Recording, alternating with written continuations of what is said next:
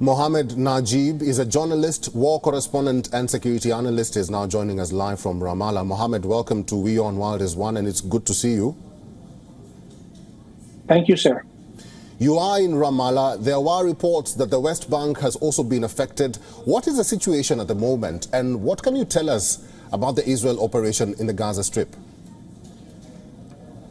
Yeah, the West Bank is on tense since the outbreak of the war in Gaza. The Israeli armed forces heavily cracked down on the West Bank, arresting hundreds of Palestinians, injured and killing other dozens, and set up 750 checkpoints that make the freedom of movement difficult, in addition to the settlers' aggressions and assaults against the Palestinians, and the Israeli government sanctions on the Palestinian Authority that deducted the tax money from the Palestinian Authority money, which didn't enable the Palestinian Authority to pay the salaries for its public employees for last October, and prevent 200,000 Palestinian workers to go to work in Israel. About the operation in Gaza, the Palestinians also are concerned, especially when it comes to target the hospitals, and they see the images or the footage of the patients and the babies who need to be connected to the oxygen devices and the shortage of fuel,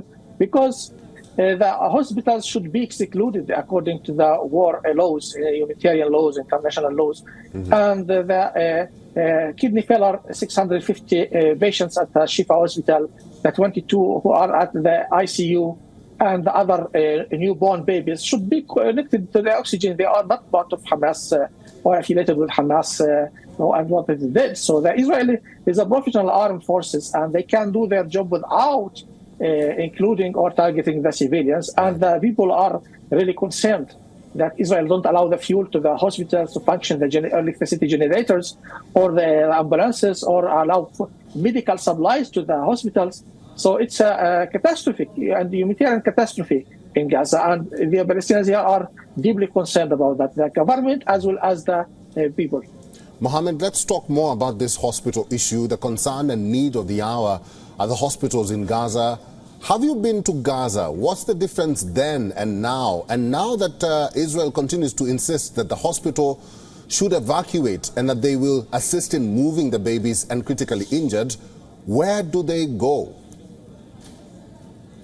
Yeah, it's a difficult challenge. As also when Israel called on the Palestinians, 1 million Palestinians to be displaced from northern Gaza to the south, they found no shelter to go. So some went to the hospitals, as 14,000 went to Al-Shifa hospital as a shelter, another 12,000 to Al-Quds hospital, and the rest left to the UNRWA schools. So they don't have other shelters there.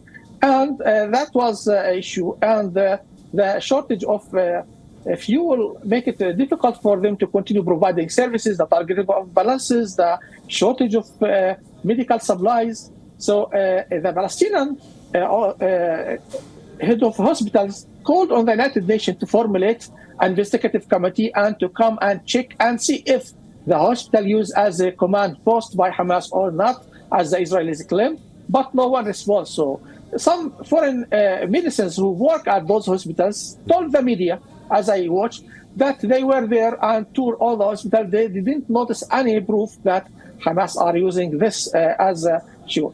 In all means, Israel has to, as a state, to respect the laws of the war and humanitarian laws in war. So it shouldn't target the hospitals in that way. And right now, the situation concerned to the international community, to the World Health Organization, and to the Palestinians here everywhere watching, because this is a very humanitarian issue that should be excluded from the war of Israel against Hamas.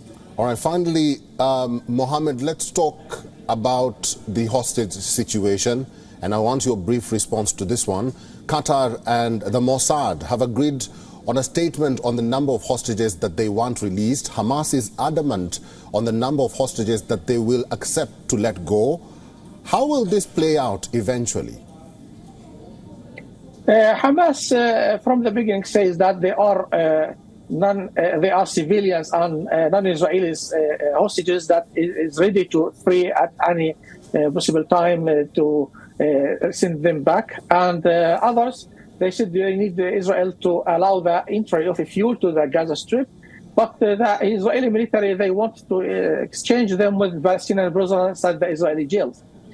I think the Israelis hoped, and the Israeli Prime Minister Netanyahu hoped, that the Israeli armed forces ground operation could release the Israeli prisoners there without paying the price that Hamas is looking for.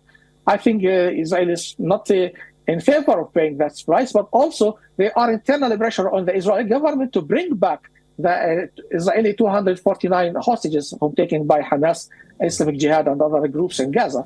So I think Qatar and Egypt are mediating with Israel and with Hamas to reach a first phase of deal to free dozens of those hostages, and also Israel can free women and children who are arrested inside Israel and allow the entry of fuel to the hospitals. All right, I've been talking to journalist and war correspondent and also security analyst Mohammed Najib live in Ramallah. Mohammed, thank you very much for talking to us today. Thank you, sir. WION is now available in your country. Download the app now and get all the news on the move.